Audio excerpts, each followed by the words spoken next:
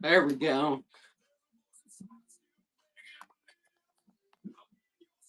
Sarah, what's up?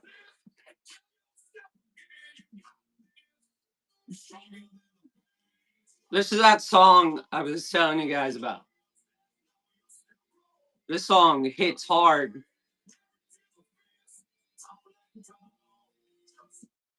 What's up, guys? Welcome in. Welcome in. Let me know if I'm too glitchy. It's too damn early for that. You know how I go. How was your show? How your show yesterday? Good. You guys looked very comfortable, which was awesome. I had so many damn tissue cultures to transfer. It was crazy. All right, who's on ghost mode? Who's on ghost mode? Ah! What's up? What's up? I'm just playing.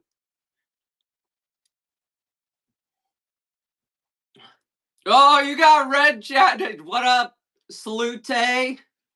I know, it's good. Good morning, Shay. Good morning, guys. I don't know. I like to rock out pretty early to get me going. You know how that goes. All right. Clean Kicks is back. What's up, Clean Kicks? Dang, I'd turn that song off, but I really like that song. No, that's not a sad song. Have you heard it? You probably heard it. It's already getting hot in here. Sad song. I quit. Goodbye. Goodbye. How's everybody doing? What are you guys up to? Where are you tuning in from? You said it'll put you. I mean, it hits hard. I don't know. I don't know. All right, Sarah, I really do think I want a waterfall. Okay? I think I could do it, but I don't know. We'll see. All right. How many we could do it? We're going to do it. Okay. As the title said, guys, how many of you have had something variegated or a Monstera and you unalived it within the first week of having it in tissue culture? We'll talk specifically about tissue culture, Monsteras, and variegated other tissue culture. We could do it. All right, you guys don't want to out yourselves. That's fine. That's fine. I get it. I wouldn't want to tell everybody I am alive. Minty Cold. Well, I think I'm gonna blow your mind a little bit today. Okay. I know it's early, guys, and I promise not to get too sciencey. But if I get too sciencey, you have permission to be like, Kim, just stop. Just stop. Okay. We're gonna talk about two things. We're gonna talk about the cell structure of the Monstera and chlorophyll. Okay? Those are the only two things we'll talk about. And if you're like, how does she know about Monstera? I don't know. I don't know. I'm okay at it. I'm okay at it. Okay? But usually, if you get a tissue culture, a Monstera tissue culture, a lot of people will unalive them by watering them too much. So those were kind of the two topics, the cell structure and the chlorophyll, that I thought would be kind of make everything seem like it made sense. So, what's up, Quincy? All right. So, Monstera, right? Big old big old tropical plant, right? Monstera separate from alocasia. I'll talk about Monstera and then I'll talk about alocasia. The best way I can figure out to describe the cell structure of a Monstera is that they are like big balloons. Okay, big balloons. Oh, thanks, Joe. So go with me. Picture a big balloon. You put it in the sink, right? And you're filling it with water, right? Because we're gonna have a balloon fight. Okay. How stretchy does that balloon get? The bigger the balloon, the more water you put in it, the stretchier it gets, right? So those balloons, how many of you have had those balloons pop in the sink? I mean, I totally have. Okay? That that is the cell structure of a Monstera. They're big, they're thin-walled, and they become very weak. Sprayed you in the face. Exactly, because you dropped it. Because it got too heavy. Okay? So that is your Monstera cell makeup. So all the let me just move it. Hold on. I got one. Right? Lemon lime, tissue culture, acclimated.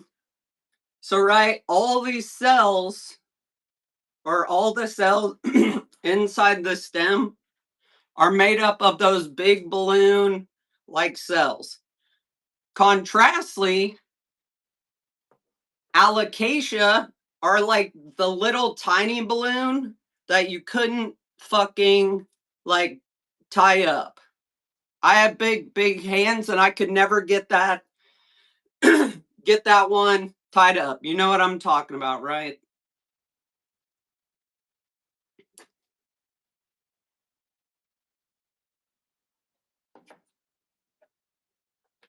All right. I'll assume you guys were children at one point. You had water balloon fights.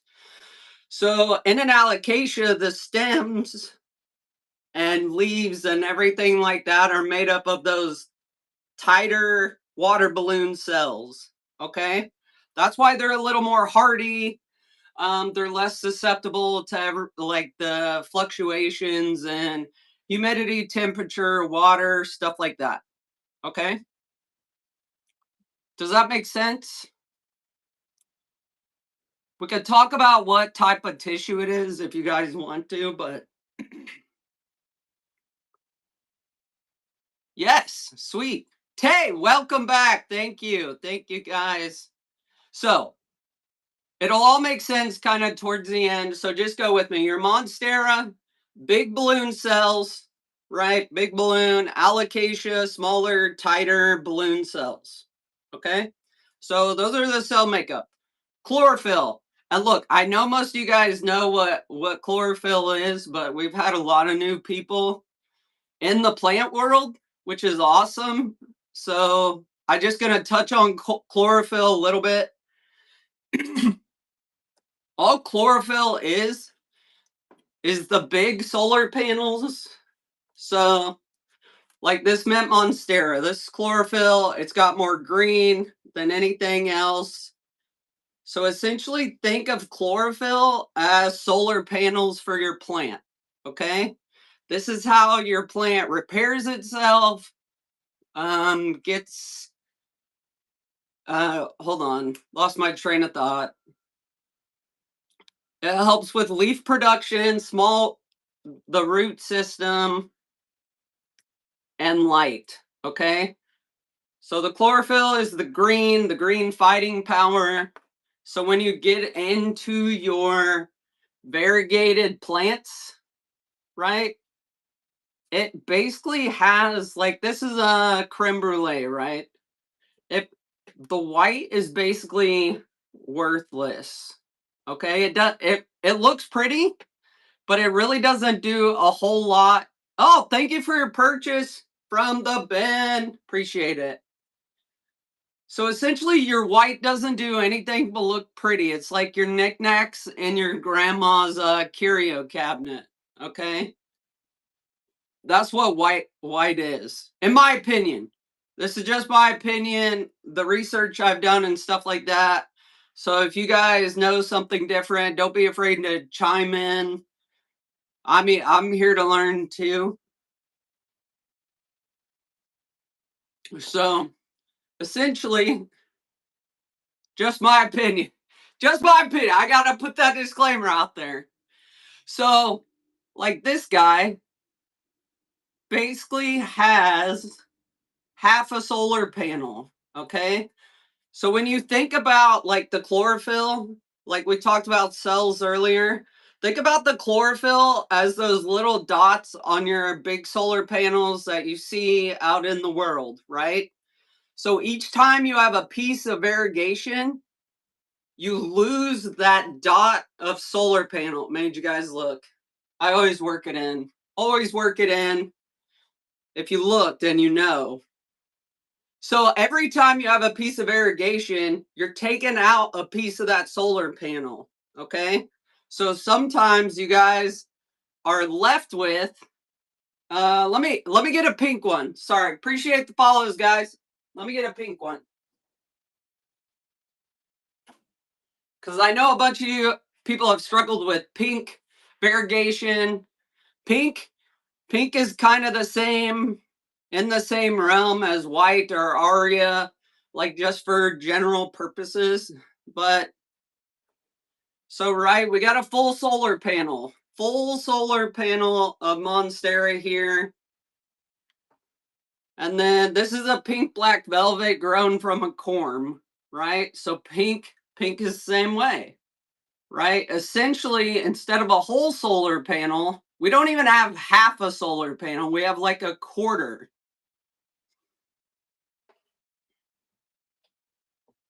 Hold on, let me read these questions real quick.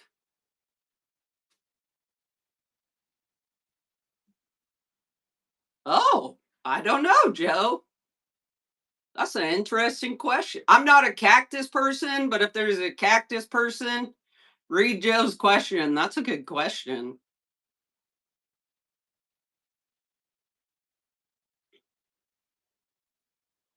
Oh, sorry. Hold on. Whatnot decided to update like right before.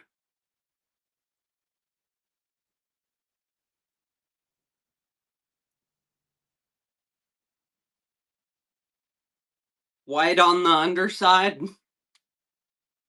I'd what's up, Serena? That's also a great question. I don't know about the underside variegation. I'm trying to see what I have that has underside variegation, but that might be a good topic because I know there's some that have like underside red, purple, whatever, whatever, but it's all green on top. So that's a great question. That's why they grow better though, because they probably have that. It man, that it. See, Joe, that's a great question. So the less solar panels that we have, or the less solar dots that we have, the more your plant is going to either struggle, be more susceptible to environmental changes, or just like who hasn't rotted a root of a variegated plant yet? That has one. I gotta put this back in.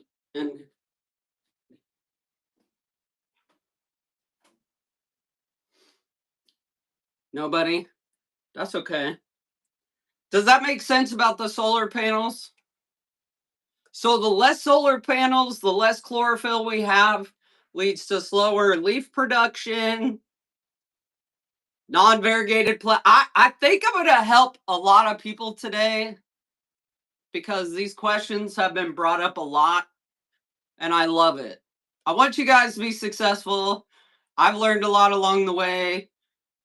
I don't want you guys to have to pay for information that's like open source.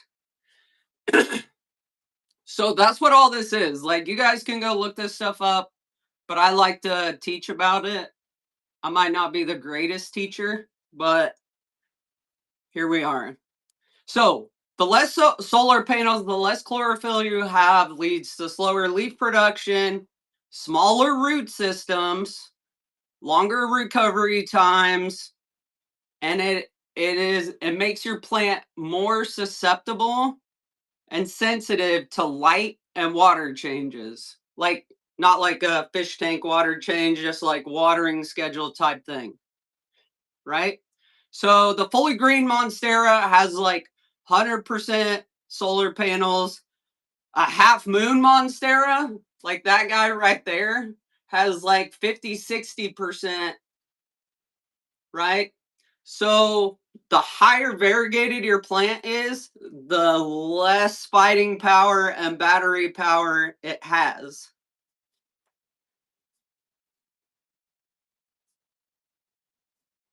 Oh, that's great. Awesome. Is it a tissue culture or is it a bigger Monstera? Because I can show you.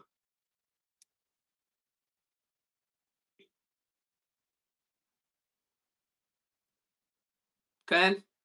So, guys, and then I'll come back to that. It's a normal. Okay, I got you.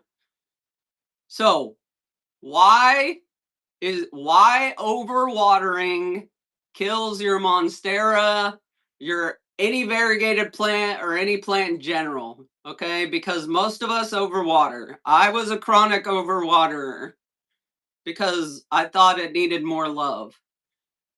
But that is not the case. Trust me, that is not the case.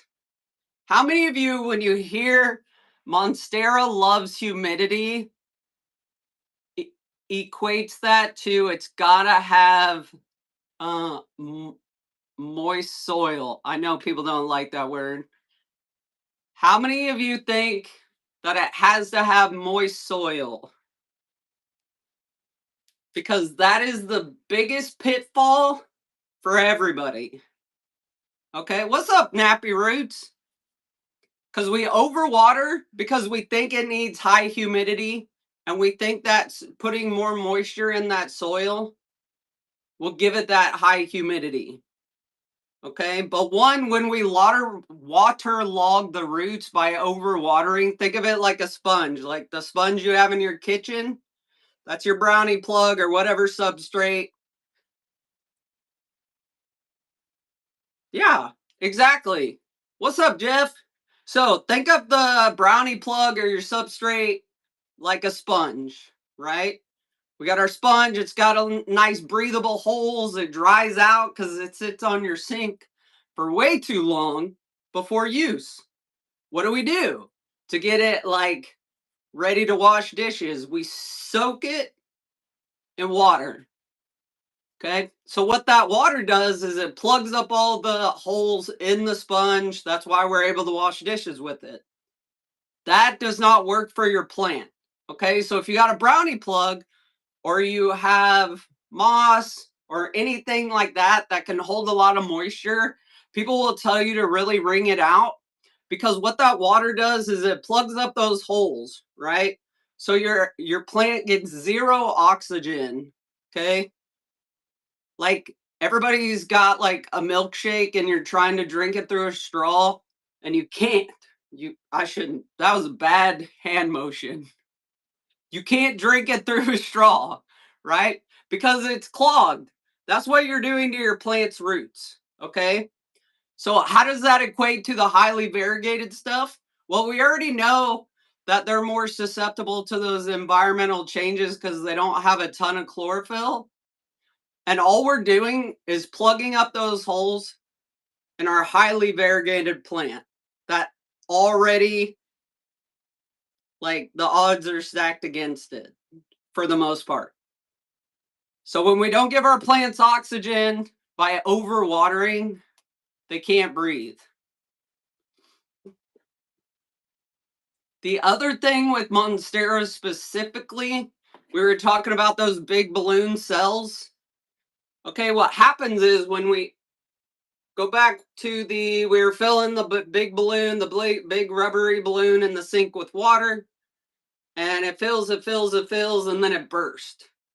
That's what's happening to your Monstera cells when you overwater them, right? Because that balloon wall on those bigger balloons are super thin, right? So the more water we put in it, the bigger it's going to get, and eventually that cell is going to burst. And it bursts like a cyst, right? Or an open wound. Once those cells on the cell wall burst, now you've created a doorway for infection, for rot. Like if you're overwatering and you burst the cell and that water gets in there, that's where your rot starts to come from. Does that make sense? Yeah, it really depends what substrate you have it in. Like you could do soil. I do an aeroid mix that dries out faster. For my tissue culture, I do brownie plugs. It's just it's a balance, right? Um, I'm trying to think of how to describe it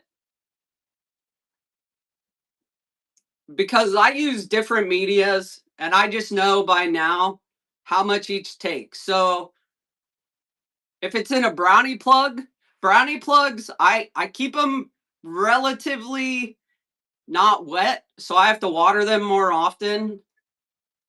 What's up, Cat K? Welcome in.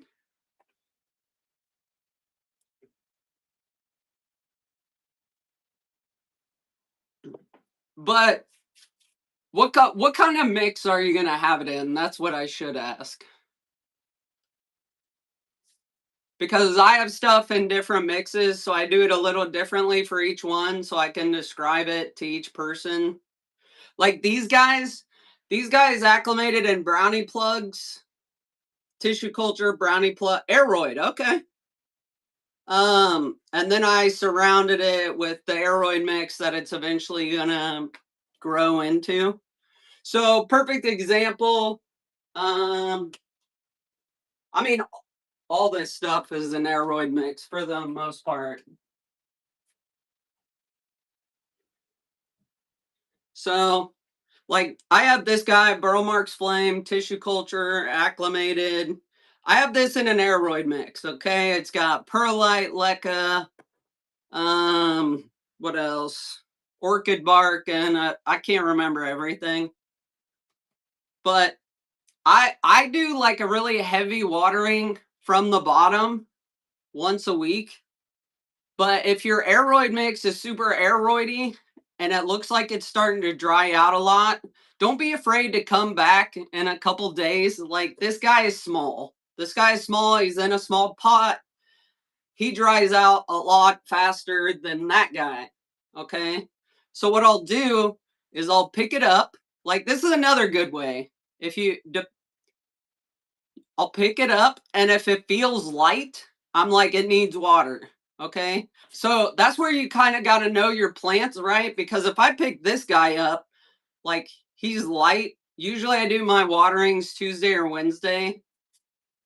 He's light. I know that because I like touch these plants every day. That sounded terrible.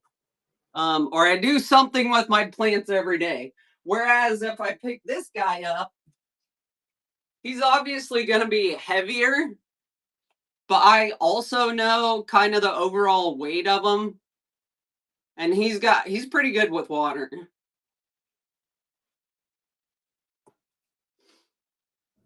I know people do the skewer method too, where they'll like put a wooden dowel or a skewer down in it. If it comes up dry, you probably need to water stuff like that. I highly recommend like bottom watering your monsteras because you give it the opportunity to soak up like a cupcake.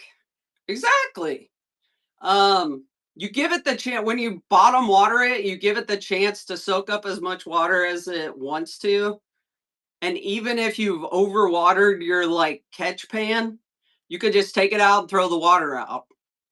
So if you're newer to stuff like that, I highly recommend bottom watering. Once you get more comfortable with it, like my monsteras, I know I usually need to like top water them like once or twice a week, but I just know that because I know my plants. And that's where, like, I feel like a lot of people need to get to is you need to, like, spend time with your plants, get to know your plants, what they like, what they don't like, how they feel. Like, get intimate with your plants, but not weird. Don't get weird with your plants. Okay?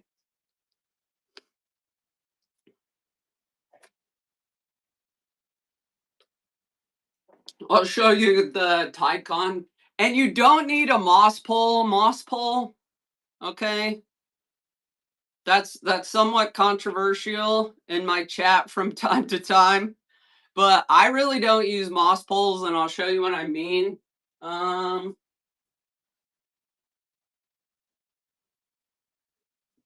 like, this is just a PVC pipe wrapped in felt. This is my Tycon. So you just got a Tycon. You're already starting off good because you want to do an aeroid mix.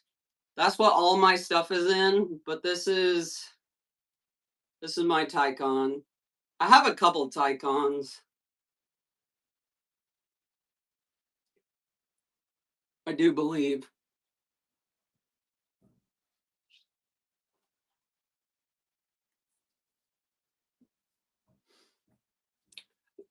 Does that make sense?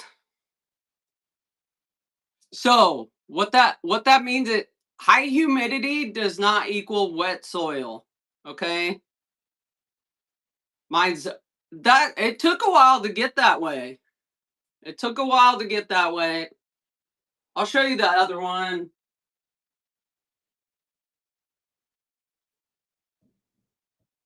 Like, this is the other one. See, this is a new transplant. Didn't do very good, but she's rooted. Okay, so I'm just gonna leave her alone. I kind of pot all my Tycons into the same pot, also. But yeah, like, there's drain holes on the bottom. You want to make sure that your pots get plenty of circulation, plenty of oxygen to give it the best chance of not suffocating to death. Okay. And this is a moss pole, but I haven't watered this moss pole in ages because what your Monstera needs is more support. Unless you're going to propagate it. I don't really propagate on mine. I just grow them. So it kind of depends what you're going to go with on that. What's up, autism teacher?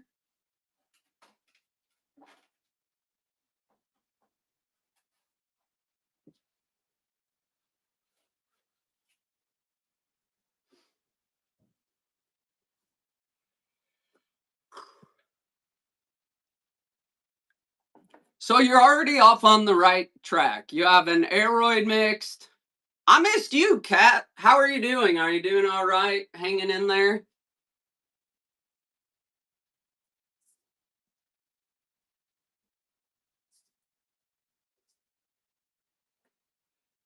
Hanging in there. All right. That's all we can ask for sometimes.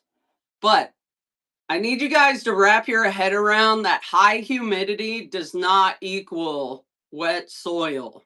Okay? Because I know there's somebody in this chat that would water their plants, whatever plant it is, right?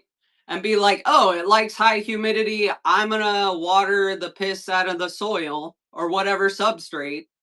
But that's just not the case, okay? I have three different humidifiers.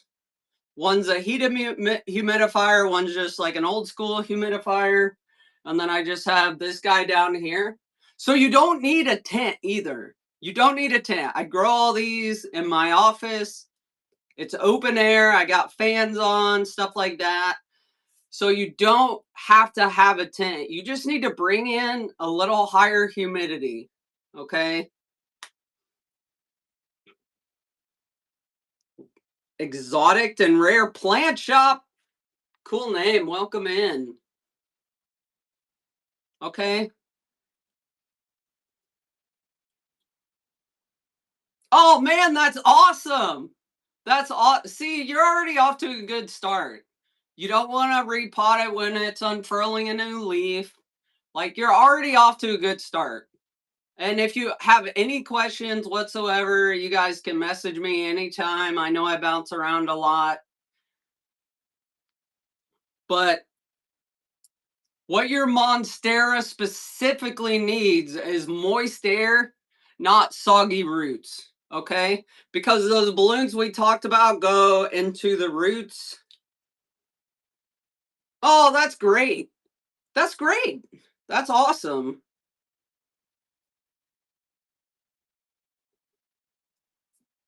What the Monstera cell, not I say designed to do, but what nature is designed your Monstera cells to do with that high humidity is keep those cells filled, right? Because we put humidity into the air, those cells capture that humidity, and that's how nature has designed the Monsteras to be self-sufficient.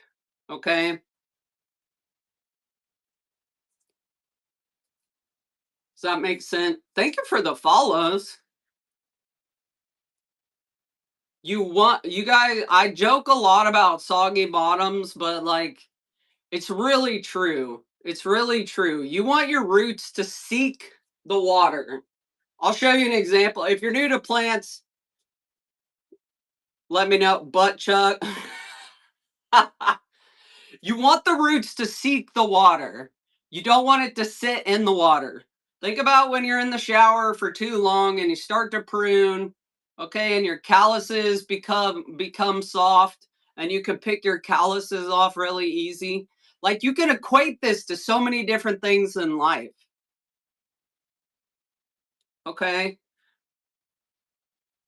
That's why. But you don't give your plants time, like we get out, we dry off our body, whatever. We don't give our plants time to dry the roots and they just sit in their water. That's why self-watering pots are great. So no. Self-watering pots are great, but you have to use the right substrate for them. Oh, oh, hold on. Alexa had something to say about it. I'll show you like 3 different ways that I have stuff. I got one this way. Show you guys a big guy. I got all these plants here. All right. This was from Blooming House. I love this thing. This is Alocasia Bambino Aria, Cayman Pond. Okay. It's in its self-watering cup, right? The reason this works is because the pond is more aerated, you know, it's rocks essentially. So it's only going to soak up the wick as much as the plant needs. But we're also telling it to go seek the water down in there, okay? So that's pond. That's one way to do it. What's this guy? I had a really big one with roots. Okay, this is my golden bone alocasia. I have corms of her. I do for the alocasia I'm going to keep. I put them in sphagnum moss with um the clay pebbles, leca. Okay, essentially, I sell across the street, but I've been out of tissue culture, so I haven't been over there. You might have saw me on a lab day too. Okay. Essentially, same thing, self-watering pot because the root we want the roots to seek the water. Now, the way this works, right, is you got your layer of moss and your layer of leca. I'm trying to get it. There you go. So the water never goes to the moss. Okay, the moss is going to soak up as much water as it needs, and we just have our self-watering stuff right here. And you can see we want the roots. Hold on, let me turn this light off so you guys can see it a little bit better. There we go. Appreciate the follows, guys. You can see the roots want to seek that water. Okay, that's what we want our plant to do. We don't want it to set in soggy moss because I know people also acclimate tissue culture that way. I can show you that way as well. We don't want it to sit in really soaked moss. We want the moss to be damp, fed by the water, by the leca, and we want the plant to go nature over nurture. We want the plant to seek the water. And you could just see, like, that's exactly what it's doing. It's exactly what it's doing. Okay. I'll show you brand new tissue culture. Well, not brand new. Okay. This is a tissue culture I'm going to keep. This is the Alocasia polyaria. Okay. Since I want it to grow to be in like my personal collection, I will start it out in, why is that? There we go. I'll start it out in my moss and leca and do the same thing.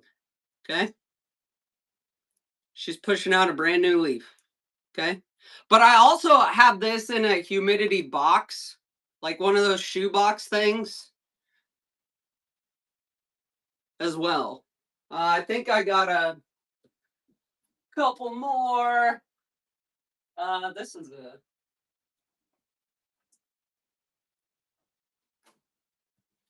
what's this? This is a pink dragon elbow.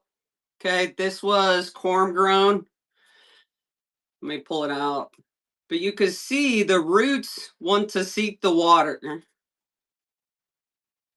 Right there. You want the roots to seek the water. You don't want it to, like, I would not put a corm in soil and then do a self-watering pot. Sorry, I totally should have circled back to that. You want it to be an aeroid mix that is able to dry out, because that's going to create the environment for that wick to suck up the water it needs. And I'll show you a Monstera I actually got from Les G's. So this is a Monstera Peru. That's right, Monstera. K-Dub, what's up? Welcome in. So Monstera Peru, okay? I don't normally do self-watering pots for Monstera just because I have a schedule, but this came that way. Okay, this came from Les G's. Awesome seller. K-Dub's awesome seller. There's, if you guys are a seller, you guys totally, you know, you can promote in this show. Okay, self-watering pot.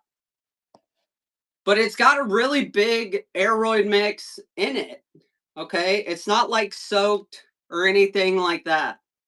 Okay, something that I do, even with my aeroid mixes, I'm trying, I don't have a lot. Oh, I know. I was just saying, I'm gonna shout you out anyway. You better like it. Let me find, I'm trying to find, oh, this guy. This guy. I'll show you this guy.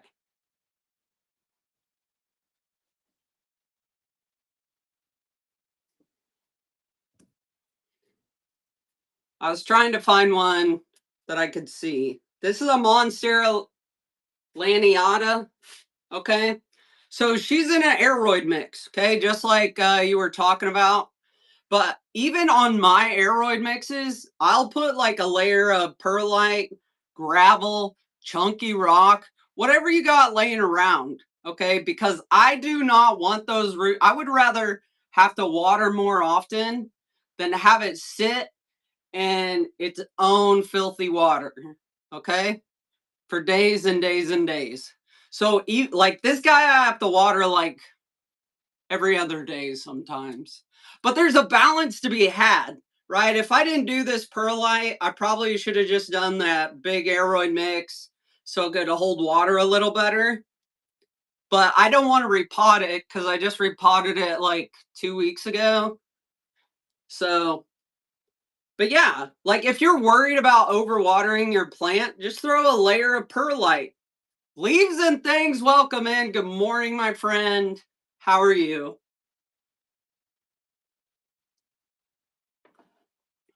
So, if you're worried about overwatering, Just throw a layer of gravel. It doesn't have to be that thick, right? I probably should have put more in the bottom. Dr. Begonia.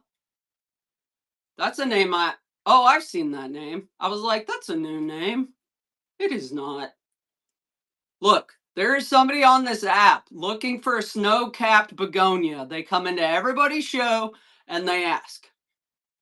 So if anybody's got a snow-capped begonia, keep an eye out. Okay? So that's why, like, this guy, right? Every plant seller's chat. You know what I'm talking about. Okay? Okay. Oh, no. Oh, she's still a little watery. So this guy I have to water a little more often than my other guys just because I made it a little too aeroidy. But that's the thing, like, I know that about this plant because this plant has been around for a while. I know what it likes. I know what it feels. I know what it's thinking. It talks to me. Okay. But this guy I have to water more often than, like, say, my Schinapsis.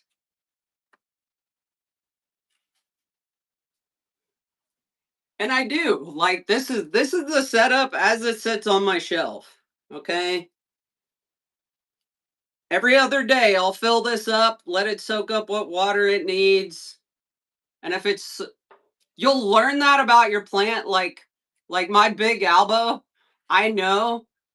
Yeah. Yeah, exactly. Learn the balance. I know my big elbow, like I'll fill it, right? I'll fill cuz I have like the I don't know if you could see that down there. I have it on a plate. Just a kitchen plate. Well, I have a couple. Oh, what's up, CB? Welcome in. Okay. I know my big elbow, I could put water in it and leave it for like an hour and it will have soaked up everything it wants to. The smaller pots, right? I don't leave as long because they usually dry out faster and water faster. Like like molasses. Don't think it's like that. It's still slow. But like don't be afraid to like let it sit. Go do your job for a couple hours and be like, "Oh shit, I forgot. That was sitting in water." Okay? But because my pot has all these holes, okay? It's got air holes. This is actually an orchid pot. I love orchid pots because they have so much air movement, but they do dry out faster. So you got to keep that in mind. If you have a closed pot like this guy, doesn't it's got some some air, but it doesn't have a ton. So I know this guy won't dry out as fast. But look at that stalk on that guy. Look how big. That is one stalk right there. It's like an inch. Okay? um yeah, my Aria, right? Try not to hit the fan. My Aria is in a big old orchid pot, base layer, stuff like that. Appreciate the follows, guys. So yeah, the smaller pots with the more air circulation are probably going to dry out a little faster. So just keep an eye out on it. Like, right? Like I let this guy dry out a little too much. He got pissed off. It happens. But she's also pushing out new things. Okay? Absolutely. I appreciate that. I appreciate it. I just want to help people do better with their plants because, right? If we keep buying plants, I say we collectively. If I keep buying tissue culture or you guys keep buying tissue culture and you just like you have a bad experience with it, right? It's like people who have bad experiences with negative sellers, it gives a bad name for everybody in that community, so to speak. So I want you guys to keep coming back and buying tissue culture, buying plants. But I also saw there was a need to, I don't mean this bad, to educate people on the different levels of plants. Like, I know nothing about Hoyas. I have to go to Mama Z for Hoyas. I'm not great with pothos. I go to Winter Wolf for pothos. Like, because they will not make me feel stupid. They won't be like, what do you mean you don't know? Stuff like that. And I wanted you guys to have that experience with me because I love the hobby. I want to do great things for the hobby. Obviously, I want to sell stuff, but there was a gap between buying plants and keeping plants alive, specifically tissue cultures. So that's kind of how this whole thing started. So I grow stuff in different substrates because everybody grows stuff differently. Like, you may not have access to an aeroid pot, but the plant you just bought from whoever is in soil. So you guys need to know how to take care of it in soil. You have to become a student and doctor of the plants. I'm not a doctor.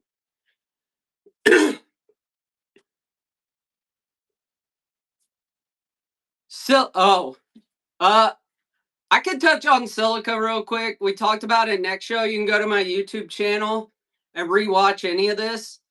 But what's up, Pappy? Glaucoma? Glaucoma 1. Love to shop.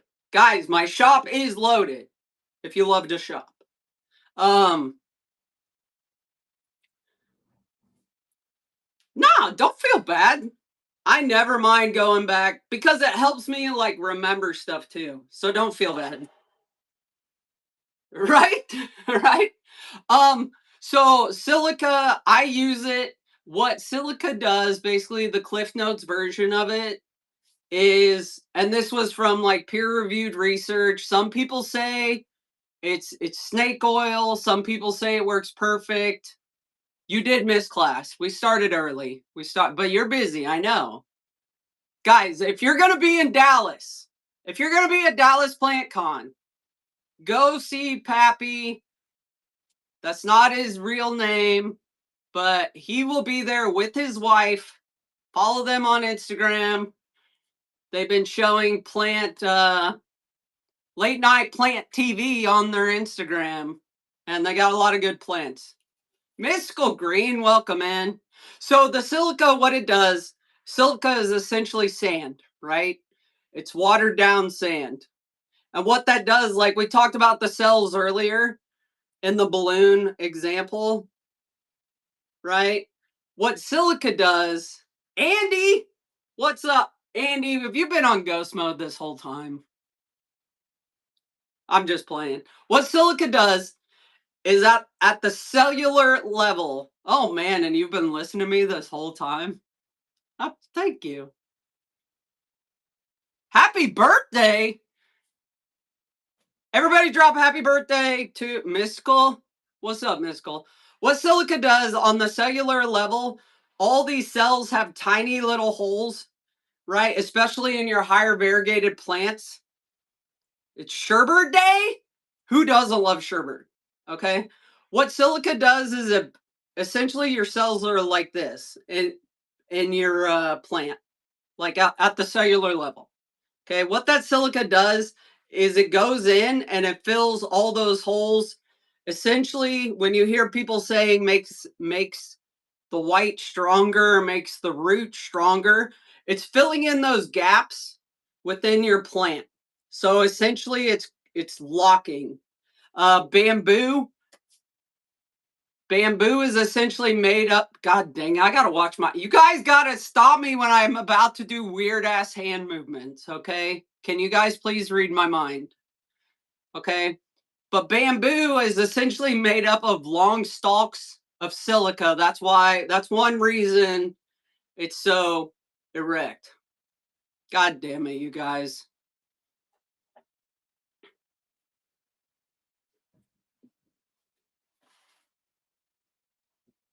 But if you're new, if this is like if you've never fertilized a plant in your life, start small. Don't start with like the kitchen sink all at once. Like I started with like Jack's 2020. Like that's how I started in the hobby. That's how I did. You have a dragon scale mint. I do not.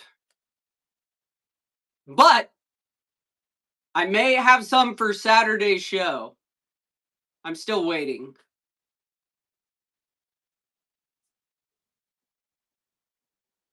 Oh, thank you. I appreciate it. Sometimes we have a little rough start, but Mark Carr, where have you been, my friend? Welcome in. So, if you're brand new to plants and you're like, I'm in everybody's show, everybody says use this type of fertilizer, silica, rooting hormone, blah blah blah blah blah blah blah blah blah. Guys, go to fucking Home Depot, get you some Jack's 2020 and start with that. Okay? Because what ends up happening is we get our big beautiful plant that's not a tissue culture, right? And we bring it in our home. It's in a new environment, all the stuff, okay? And then we throw the kitchen sink at it because everybody says to fertilize, fertilize, fertilize. Okay? Fertilizer is good. Don't get me wrong.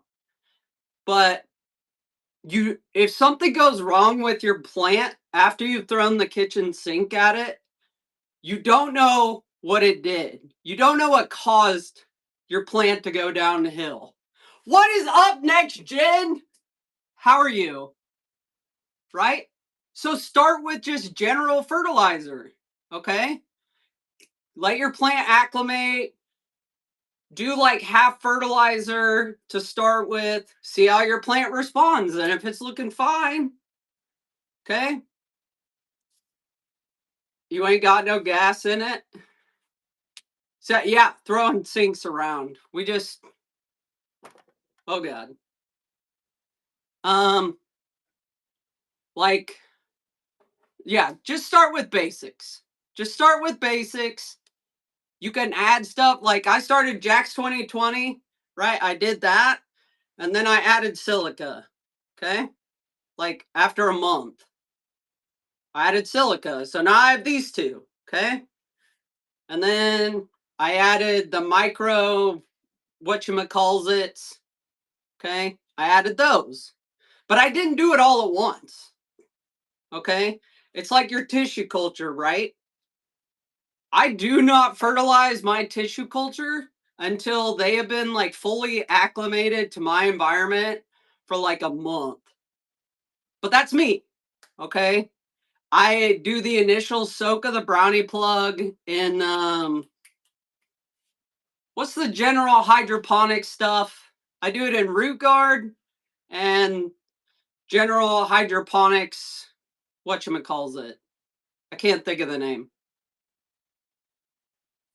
I personally don't use Clonex unless I soak perlite in it.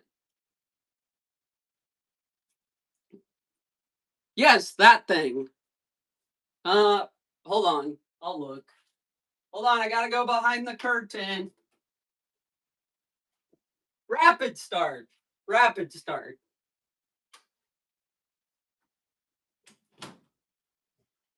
Rapid start. That's what it is. There we go. Okay. So I'll soak my brownie plugs in those, and that's where I'll leave it. Yeah, I just so I do it in rapid start, um, root guard. I'll use like the purple top rooting powder, but just a little bit. And that's what I soak everything in.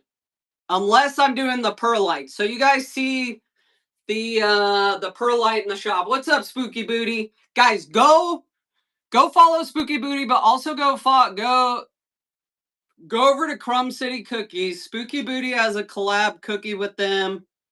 Here, I'm gonna tag him up. Go show some love to Spooky Booty. What's the name of your cookie? It's the Frostbit, whatever. Okay. It's in the shop at Crumb City Cookies. Okay. It's their collab cookie. Midnight Frostbite. That's right. I was way off. I was way off. So that's what I soak my brownie plugs in. Whether I'm doing a tissue culture, whether I'm doing just a seed, anything. When I'm using a brownie plug, halfway, halfway. Appreciate that. Appreciate that. That's what I'll soak it in. But if you guys look at my shop and you see the tall boy, you'll have the brownie plug that's soaked in that stuff, but ringed out, right? Because we can't clog those holes because it doesn't give any air circulation. But you'll see it's surrounded by perlite, right? That perlite I will soak in. I do believe I still have some in my shop. You guys don't have to buy it from me. You can buy it from wherever you want, but I do have some of this in my shop. But if you're doing a lot, right, this makes 1 gallon. Okay, so it's not the gel form, it's the liquid form. You mix it in, you got to mess with the pH a little bit. What's up, Plant Mama Bear? Welcome in. Emerald Roots, what's up? Melbert. Sometimes I just like trying to pronounce people's names. X-Men. We all love X-Men ruler. Right? Okay, so you got that surrounded Clonex perlite. You're essentially, you want the roots to seek that out. Okay, you want it to seek the nutrients out. That is the only time I use Clonex. I don't use the Clonex gel. I don't use it for propagations. I don't use it for tissue culture. I don't use it. Oh, thank you for your purchase. I have nothing against it. I use a lot of like liquids, like fertilizers, stuff like that, and it's just not cost effective for me to use the gel. And I've also found if you do a propagation and you don't let it callus over, that gel could cause your plant or your propagation to rot, right? Because you got that open wound. So even when you propagate stuff, guys, you got to let it callus over. Okay, just don't dunk it in soil. Okay, it's like cutting yourself, right? And then you pour like water into that. It's just bad. Holy shit, 31 people? Guys, 31. Watch this. We'll run a giveaway, followers giveaway. You guys have been awesome. Any Monstera, not today. Not today. I do apologize. I may have some mint Monsteras by Saturday. I just haven't look, I don't load my tissue culture into the shop until I have them in hand. Just because shit happens. We all know mail is slow. We all know stuff is just slow right now. So I don't like to put them in the shop till I have them in hand. That's the only reason. Um,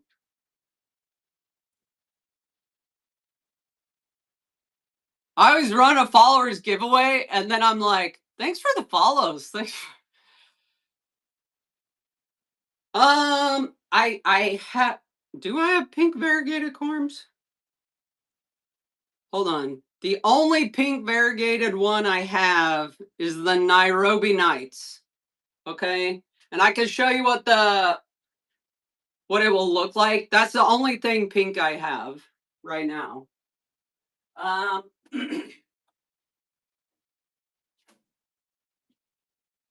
So this is the variegated pink Nairobi Nights. It's still hardening off. So when people say harden off, they're talking about those cells in the plant that we were talking about earlier. Okay. But this is a Nairobi Nights. That's what it'll look like. Right? I'm kind of torn about selling her on Saturday. I am so torn. I'm so torn. But I also realize I can't always keep all my plants. I have to let them fly in the world. Okay? I know.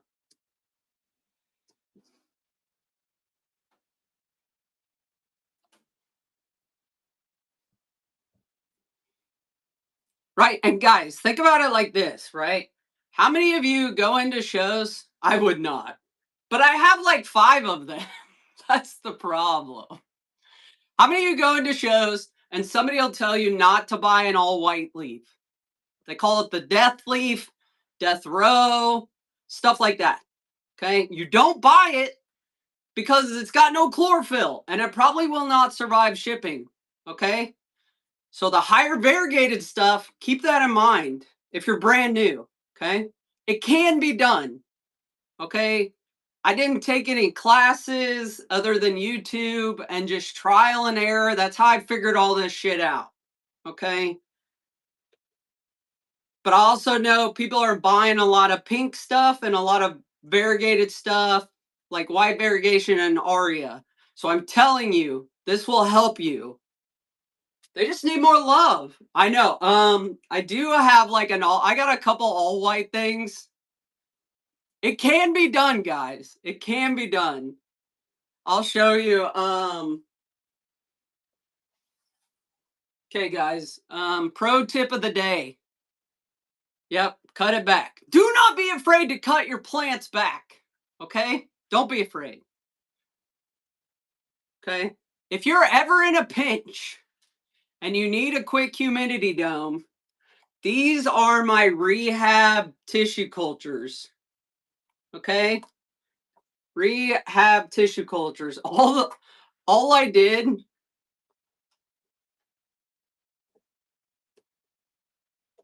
Oh, well, thanks for hanging out. Okay, guys. Look, we were talking about all white. Those guys are all white. These are my rehabs. Okay. Look at that guy. All white. All white asshole. So we're seeing. This was like a premature pink bambino. Hey, thanks for hanging out as long as you did, though. I appreciate it. The Gibby's about to pull. Here, I'll pull it early. I'm going to pull the Gibby early. Hurry up, get in it. 3, 2, 1. Who's going to get it? Carolyn Aware. Congratulations. Thanks for hanging out in here. So yeah, these are like rehab tissue cultures. Don't like some of these guys I cut back to corms. Like this guy especially, tissue culture, cut back to corm. He's seeking the light. Okay, seeking the light. Nature over nurture. It will seek the light. Okay. All I did, I was in a pinch and I didn't want to use one of my big things. So I just took the cell out of another one and just boom, instant humidity dome.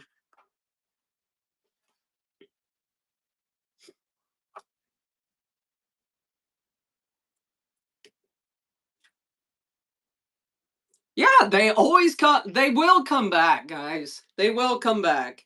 I had to cut back my Nairobi Nights variegated one because it was acting like an asshole. Okay.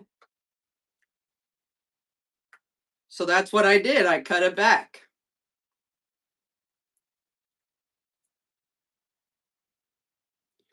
I mean, it's good.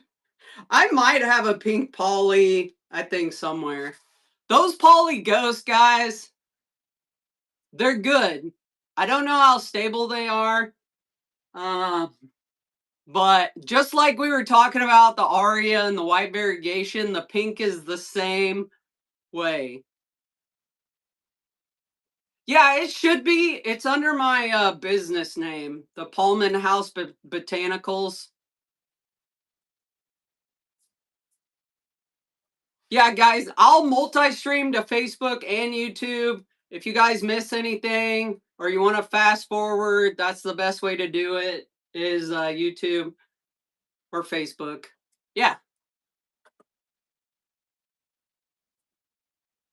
Yes. I mean, I wasn't going to say it. Okay, so this is in a pinch humidity dome, right? Because these are already essentially acclimated, so I don't mind that it has air holes. Okay, it's got beautiful air holes, very symmetrical, and all the things. I was trying to see. Okay, yeah. For all you guys that have struggled with your pink bambinos, okay, pink bambino acclimated tissue culture. Okay, but look, Half Moon, she was slower. This guy, I got back on, I started acclimating it September 10th. So where are we at? We're like a month in, and it just now is in like 70–80% humidity. Okay, just now, within the last week and a half. Okay,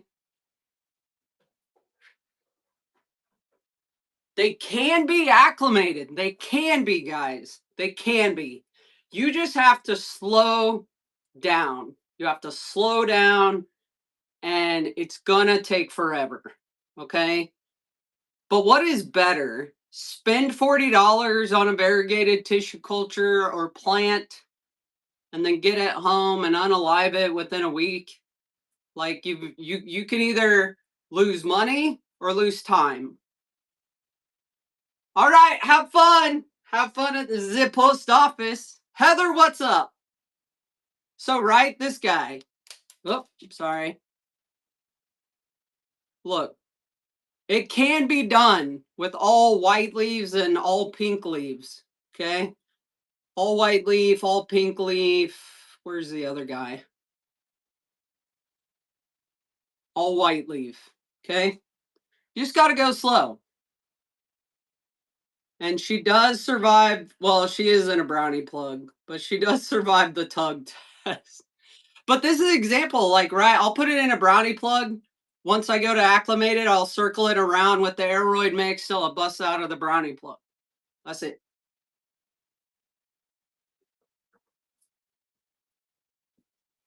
Okay, pink polyalbo. Okay, this is where I'm not. Haley, what is up? Pink polyalbo. Okay, this is where I'm not sure, guys. I'm not sure. Cause this motherfucker came out all green, but the newest leaf is all white. So, Haley Marie. So I don't know. This one will be in my sales show Saturday. Okay, little teaser. Little teaser. Okay. Um.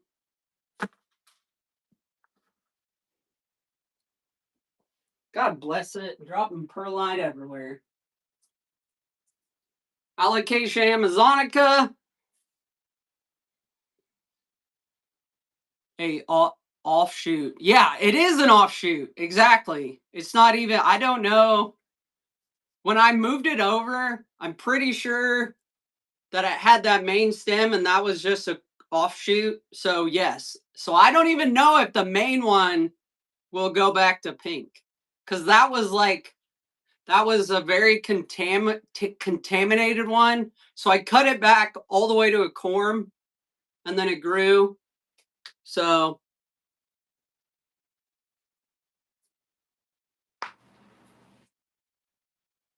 sweet. See? That's what I mean. Moist soil or moist substrate does not equal humidity. Okay. So if you overwater your tissue culture and then put that in 100% humidity, like that is just a recipe for, yeah, you know.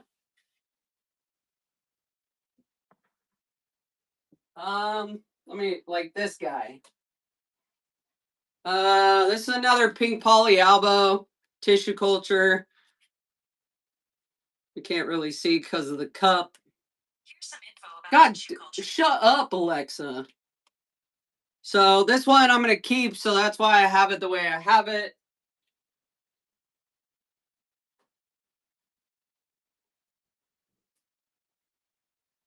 Yeah, she's nice. Very nice.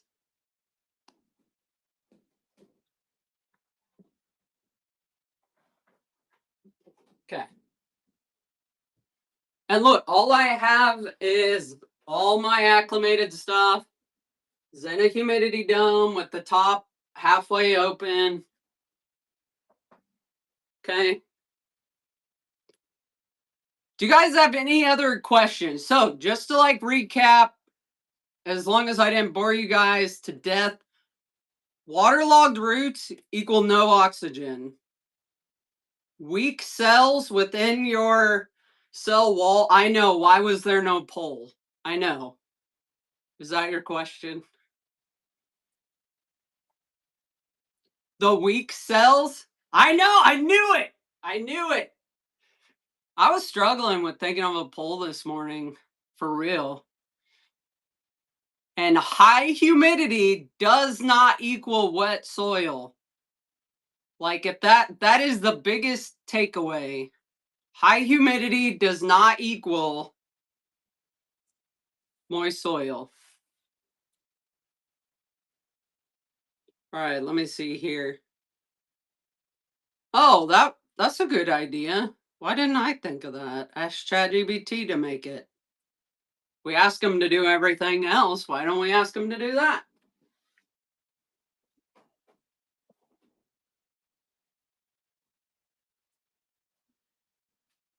And guys, does anybody else that does tissue culture, like after you do subculture stuff the next day, you're like watching it like a hawk to see if any contamination comes through? So if you guys missed the lab day yesterday, we essentially just subcultured a whole bunch of Monstera, put them into fresh media.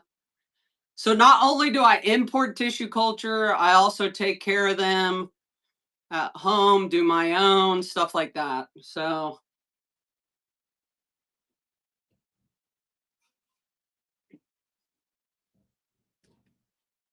I have a whole tray full of acclimated stuff, guys. Like, um, these are all acclimated tissue culture that I'll be selling.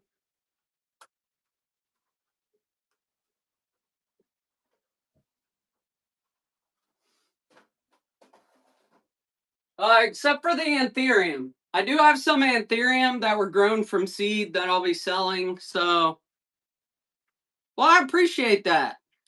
I appreciate that. Yeah. And look, like I know there's big debates over tissue culture and stuff like that. I don't really get involved in that. But I do like having conversations with people who don't necessarily like them or are skeptical of them. Because I'll be the first to tell you some alocasia that I have got in tissue culture have reverted. So I'm not going to lie to you guys and say everything comes out the way it should. Um, because sometimes it does, it happens. Um, but don't let that discourage you from buying your dream plant in tissue culture. Most of the time I've had stuff revert, I've cut it all the way back to a corm. That has been my experience. I don't know anybody else's. Yeah. Yeah, but yeah, exactly. Like there's the great debate. I don't really get involved in the debate. I do like to talk to people who are skeptical of it, find out why, and then kind of educate myself on that aspect of it. So, I mean, you guys know I have tissue culture, I have big plants. So we go across the board. Okay.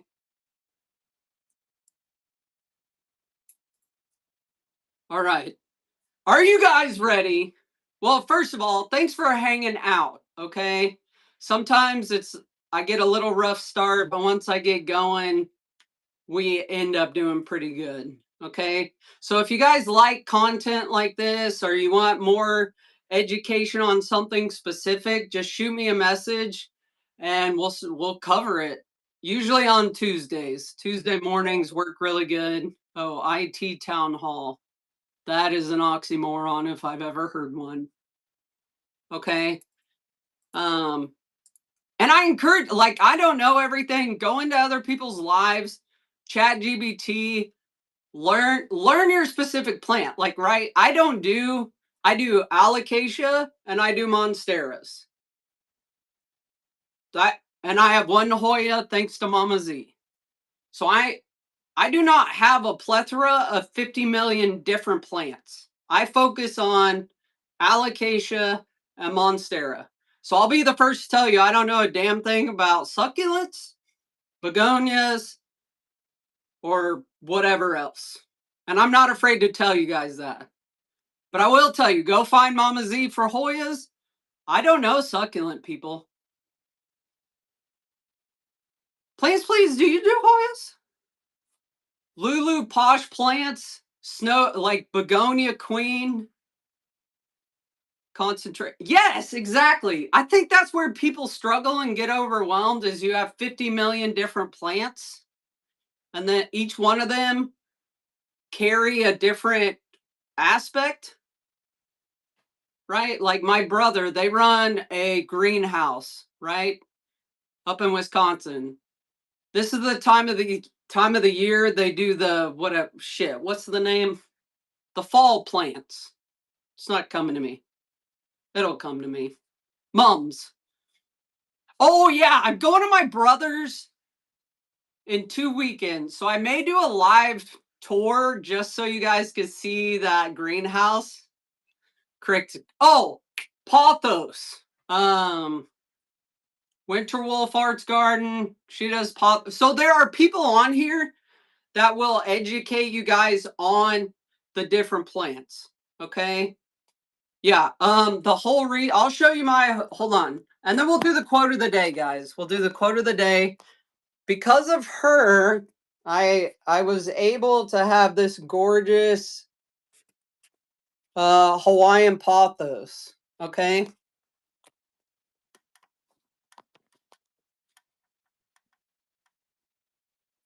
Oh, my Schinapsis obsession. She has great Schinapsis. Like all these Schinapsis, and Amy Judge's Jungle also has great Schinapsis. Some of these are from her. Some of them are from my Schinapsis obsession. So I will be the first to tell you, I don't know everything about every plant. I know a good amount about a few plants. All right, let me put these back. We'll do the quote of the day. Let's see who's on. You guys would want to raid. Who's on that we want to raid? I like to try to find the raids first. Who's on? Ooh. Do you guys want more plants? Or do you want cookies? Or do you want women's contemporary? Tell me what you want.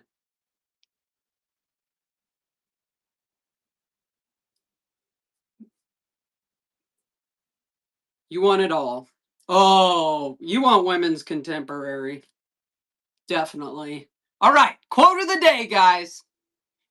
Quote of the day with a follow-up question. Thanks for hanging out, Andy. Appreciate it. All right. Quote of the day. The best thing about rock bottom is it's sturdy enough to build on. You finally get the chance to see who's there, who's not, and who never was. The question I'll leave you to chew on is how many scars did you have to justify because you loved the person holding the knife? Chew on that. Happy Tuesday. See you guys Saturday. Hang out at Snooty's Closet. I chew on it, guys. I felt it this morning. Appreciate you guys. Have fun. Talk to you later.